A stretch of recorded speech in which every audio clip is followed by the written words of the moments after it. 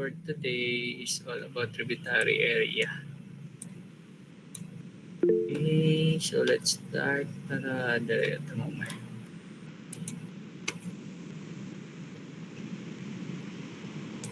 So,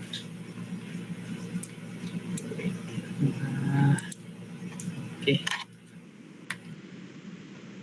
The primary loads on a structure are dead loads due to the weight of structural components and live loads due to structural occupancy and usage. The other common loads are snow loads, wind loads, and seismic loads. So, tributary area. So, the standard unit load in the NSCP is for a unit area. It needs to be multiplied by the effective area of the structural element on which it acts to ascertain the total load. So in certain cases, the NSCP specifies the concentrated load, then each location needs to be considered for maximum effect. So here is an example of a plan, no? As you can see, natay beam dari, which is gi-focus nato beam CD. So natay A, B, A, B, C, D, no? So atong gi-focus si beam CD. So kadali.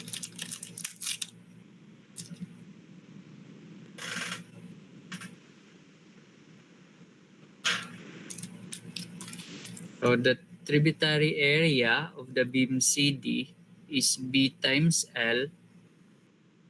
Anong B times L man? Saan ganito bagko sa tributary area? So ingani lang, no? So kung mo ni si beam CD nato, it's just kung unsay position sa beam, dayon half lang dayon, di ba? Sa kaning span, like kani taman mandari ana taman siya diha.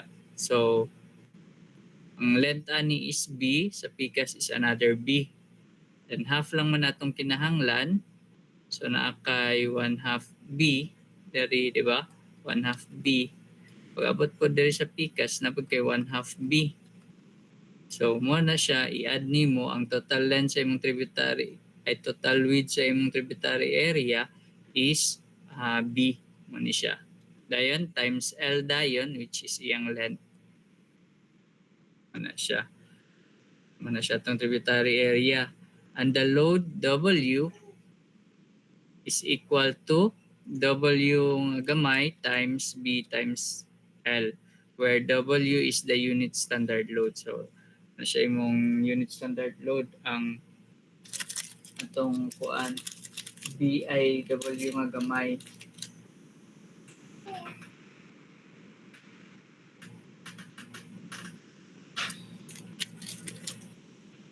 So the area of the strip, so kung makita ninyo dari sa another one, iyang gi-focus kani naka-darken nga part kani.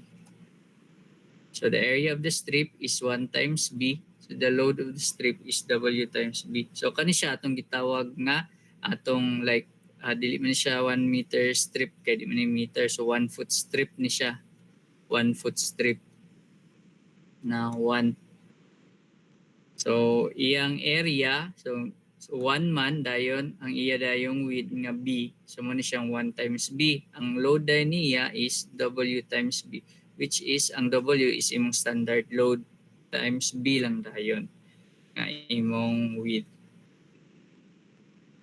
So mo na dayon na siyang gitawag nato nga uniform load per running foot man lang na kay 1 kilonewton per meter or 1 pounds per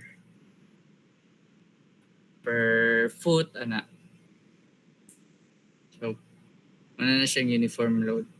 So here as you can see natin another example.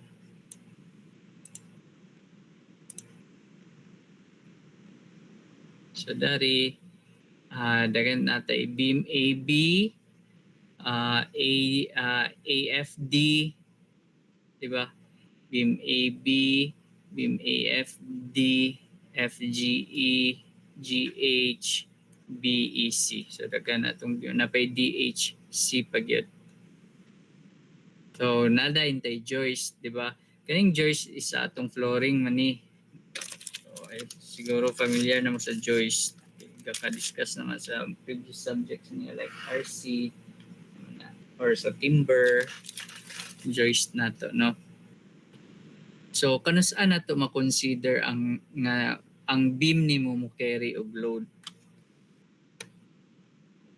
Mo carry og load ang atong beam if ang position sa joist is opposite sa imong beam. For example, tanaw nato ni GH, beam GH kani, beam GH. Asa man ni siya? So kani, di ba? Na siya atong beam GH. So kung ato na siyang tan-awon, beam GH nato, ang position sa joist is man, patindog, di ba? Then ang atong beam is gapahigda. So meaning, kani siya nga joist karon is gina-carry na siya sa atong beam. Kay opposite man ilang direction. So man na siya kung ato na siyang drawingon ang beam GH karon, mo ni siya mahitabo. Mo ni siya drawing. So naa siya uniform load. Dayon ang distance is L over 2 or iyang length kay kani siya is L man. So half raman yung si GH diri raman. So man L over 2. Then iyang load karon, uniform load is WB over 4 nga naman. So as you can see, ang width sa atong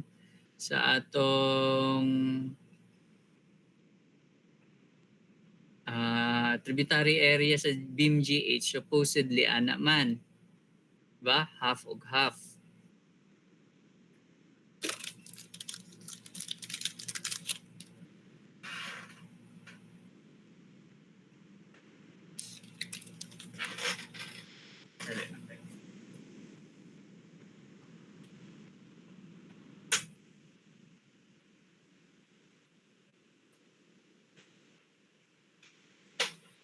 So let's go back. So supposedly half man diya og half diri man ni siyang tributary sa atong beam GH.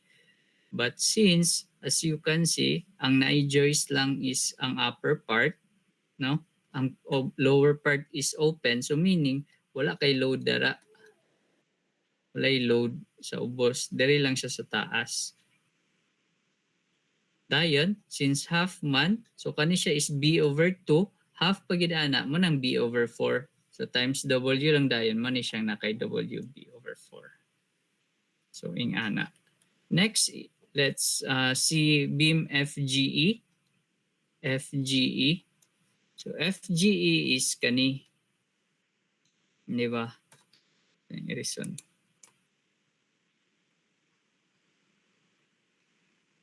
Kanaman si beam FGE karon. So, kung atong kuhaan ang tributary area niya, supposedly dara half and half po dari.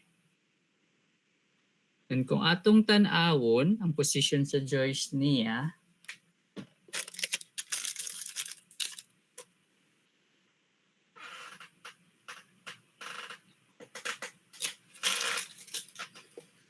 ang position sa joist, kung dirita mo tan-aw una sa right side sa atong beam, dari nga side, ang position sa joist is same sa direction sa imong beam. So meaning, kana siya karon nga diha nga part is wala nagi-carry sa imong beam. Di na niya gina-carry. Kasi same man sila direction. Ang pag-abot sa lower part is open, so wala pud kay load. So meaning, wala ni load diri tanan right side. So diri ra, pag-abot sa left side is opposite man ang direction. Patindog imong beam, pahigda ang imong joist. So meaning gi-carry ni niya. So kung ato dayon siyang tan-awon, mo na din ni naka-uniform load diri nga side. So, maning naa kay W. Dayon, ang distance is L over 4. Nga ng L over 4. Kay ang distance dari, ay ang length dari is L over 2 man. L over 2. Then half pa man lang atong kwaon. So, L over 4. Maning W, L over, ay, no, diri. L over 4. W, L over 4. Dayon, naa kay reaction or concentrated load dayon. Kay since first si GH man to ganiha, di ba? So kung makuha na nimo ang value ni GH, ang uniform load niya kaning WB over 4, makakuha kag reaction sa G, makakuha po kag reaction sa H. So kana dayon siya, mabutang din na siya diri nga load. Ana. So may siyang concentrated load. So mo na din siya, mo na din iyang tsura dayon. So yung length is B, no, as you can see. So in ana. So kuan na ni siya. Simple ra kay ning kuan. Tributary area.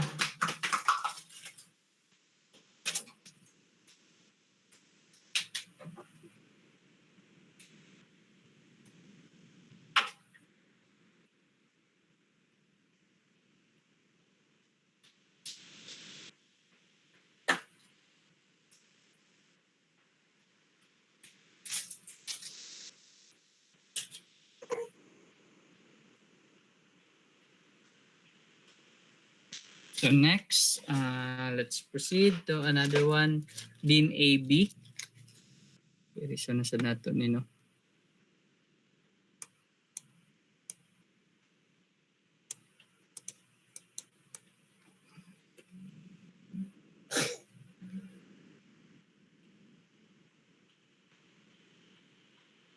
So derita beam AB. So mo ni si beam AB nato. Kung itong tan-awon, tributary area niya is dari lang, half lang, no? Then, since opposite direction siya, so gi-carry ni niya nga load, so naka-uniform load. Naka-W, dayan, distance, same, L mani, so half ani, L over 2, half pag yun, L over 4. So naka-W, L over 4. Ang length niya is, ang total length sa mong beam is B, kana. So, ing ana. And last is beam AFD. Beam AFD, so kani. So, atong tan-awon, from A to F, joist nato is same direction, so meaning wala tay kuan diha, wala tay load. Then atong tan-awon half man dapat, so dapat dari siya. Half ani, then half po diya dayan. Muna mong basihan sa imong tributary area. So, next, F to D dayon, since opposite direction siya, so naatay load dari nga gi-carry.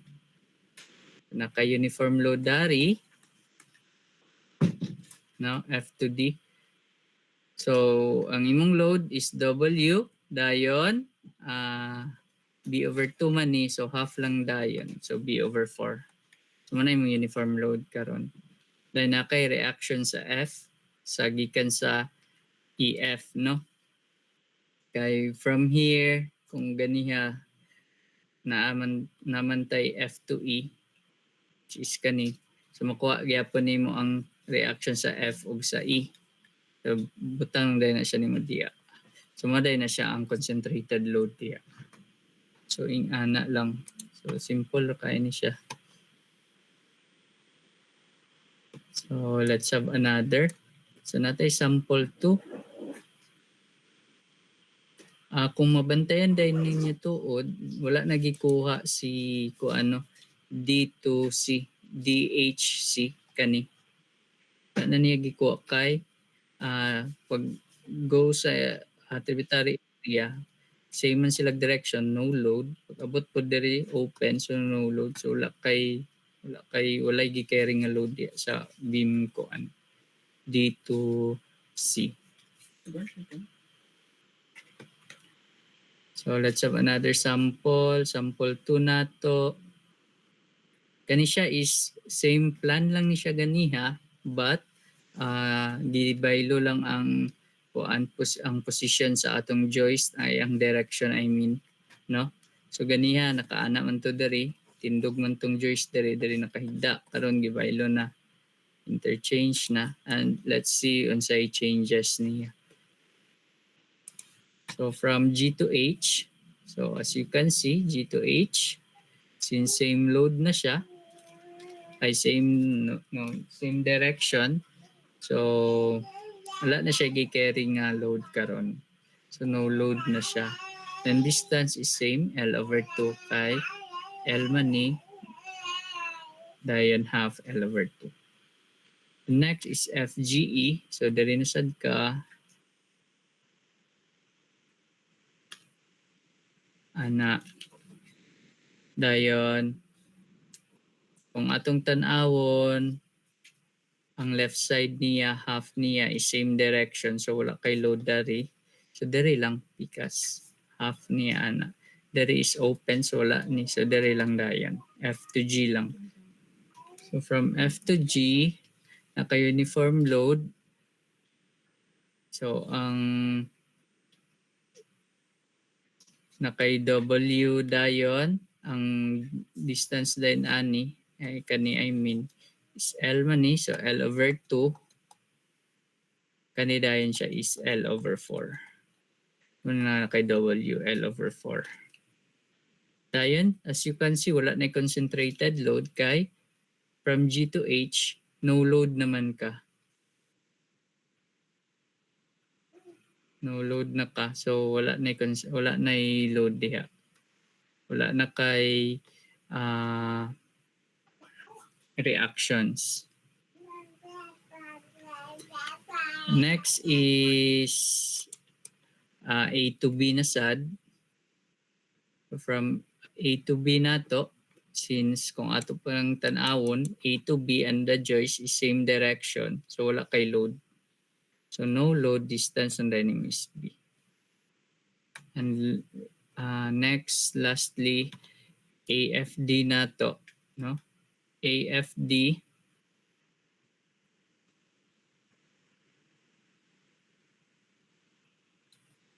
so man siya AFD.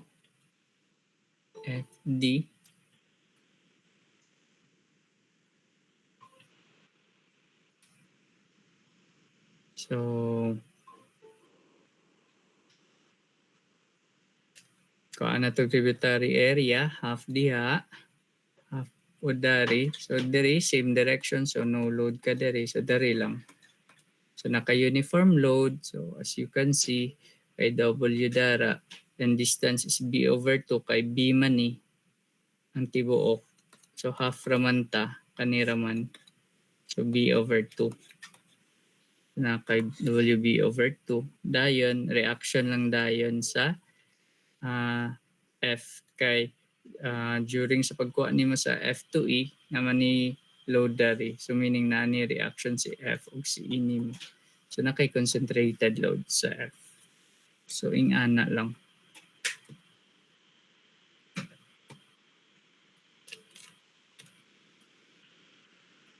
So next, let's have a sample problem. So calculate load on beam AB. So from kaninga plan,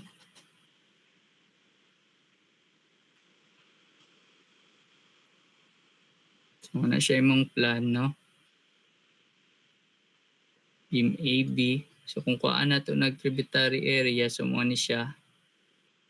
Then there is triangular, so triangle gyapon itong tributary area diya. Muna itong tributary area karon kanina 1, 2, 3.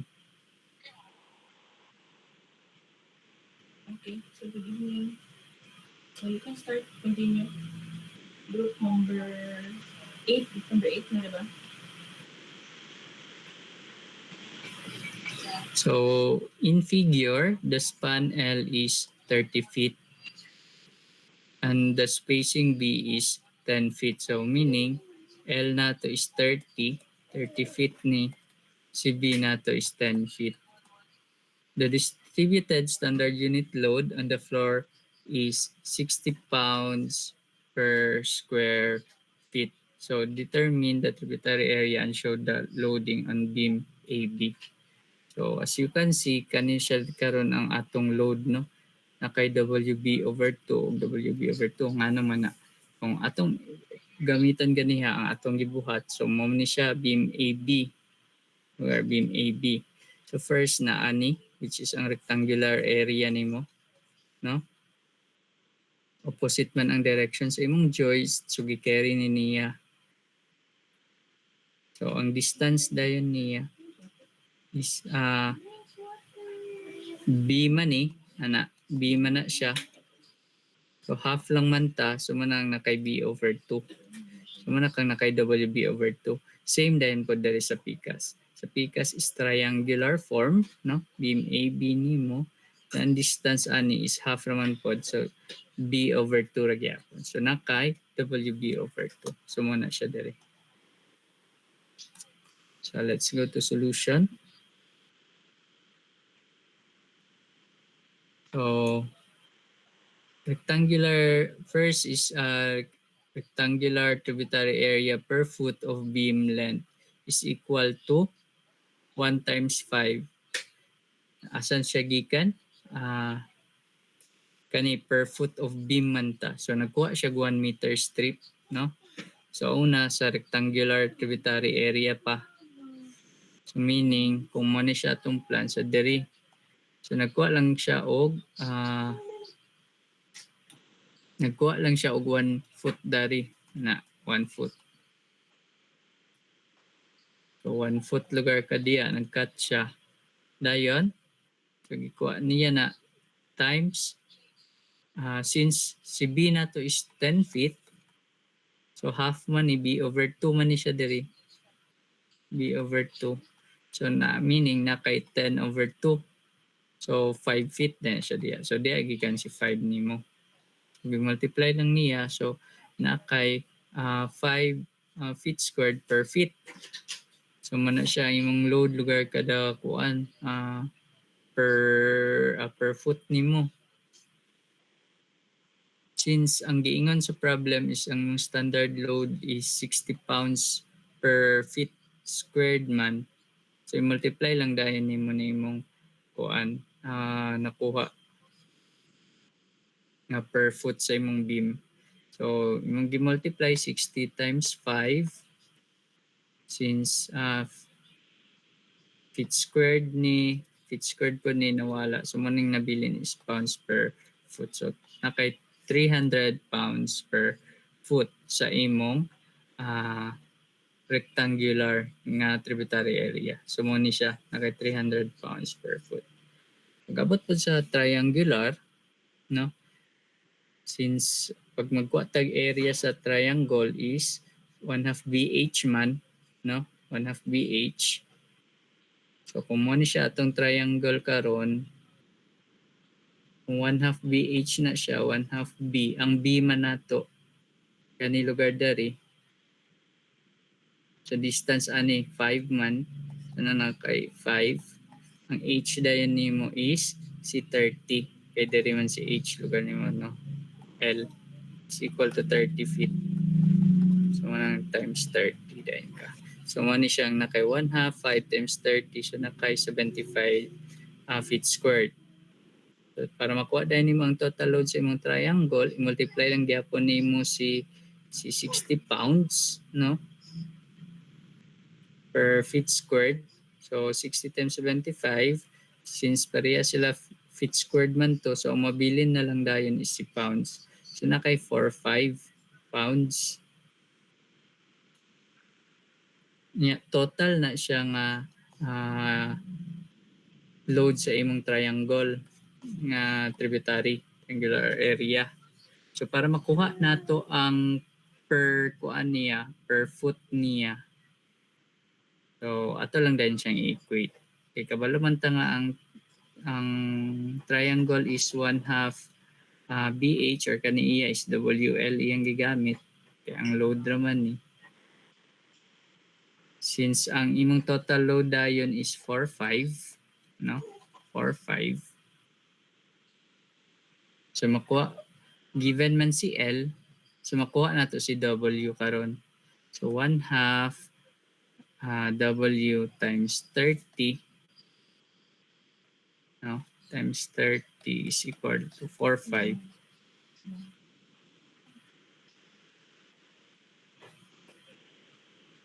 Sandali, no?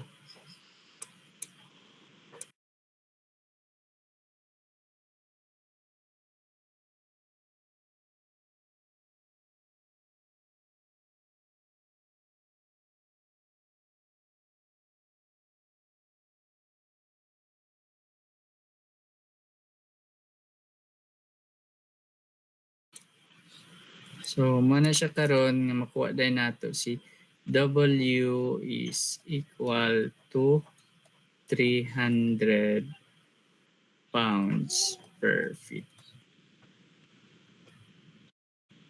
So, muna din ni siya. So, ang load or ang uniform load nimo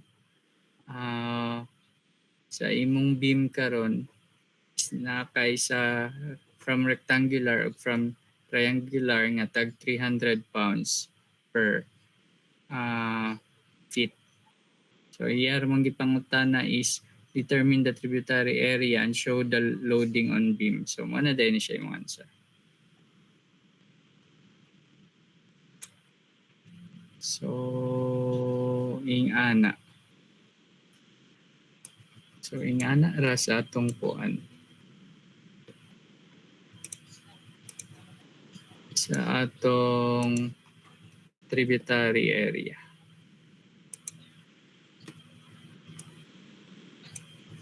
So, any question? Simple raman, di ba?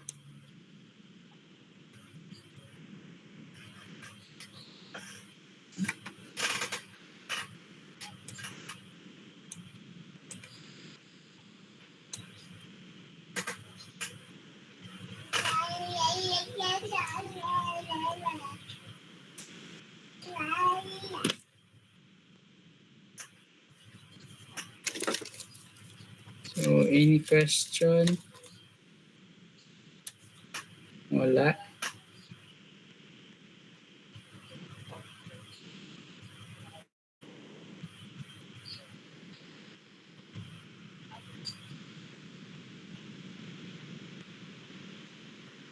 Okay, so kung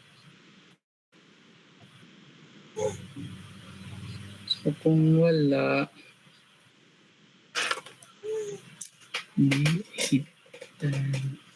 city. So kung wala, I will give you an exercise na about kanilang siya nga kuan.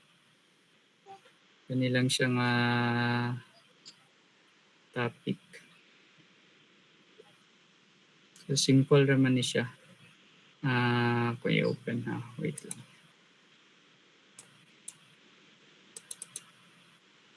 Kanilang siya. Ano From this figure, no? In figure, the span L is 6 meters and the spacing B is 2 meters.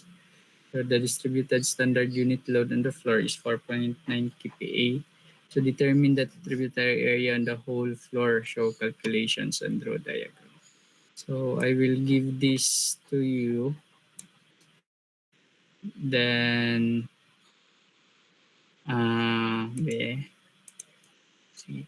para dili kayo mo makuan. So ako ni siyang ipa-submit until kuan tomorrow 8 a.m. tomorrow. So taas na kayo na siya. Para di pud kayo mo makuan.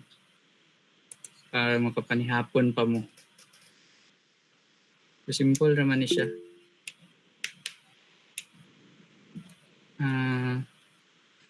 Yes, Guevara.